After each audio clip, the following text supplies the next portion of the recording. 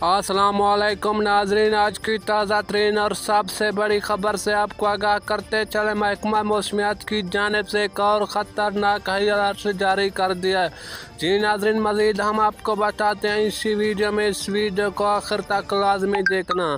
उससे पहले हमारी आप लोगों से छोटी सी गुजारिश है, हमारे चैनल पर पहली बार हैं तो हमारे चैनल को सब्सक्राइब कर दें और साथ लगे बेल आइकन पर भी ज़रूर क्लिक कर दें ताकि मज़ीद इस तरह की आने वाली वीडियो आप तक बआसानी पहुंच सके। जी नाज़रीन, चलते हैं वीडियो की जानिब। मगरबी हवाओं का सिलसिला मुल्क के मगरबी बालाई इलाकों पर मौजूद है।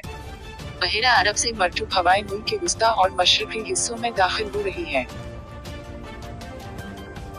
मुल्क के बेशतर मैदानी इलाकों में मौसम शदीद गर्म और खुश्क, जबकि बाद दोपहर शाम पंजाब के मैदानी इलाकों और बालाई सिंध में गिरदालूद हवाएं आइंदी चलने के अलावा बालाई खैबर पख्तूनख्वा, शुमाल मुशरक बलूचिस्तान, गिलगित बल्तिस्तान, कश्मीर और मलहका पहाड़ी इलाकों में आंधी और गरज चमक के साथ बारिश की दौरे।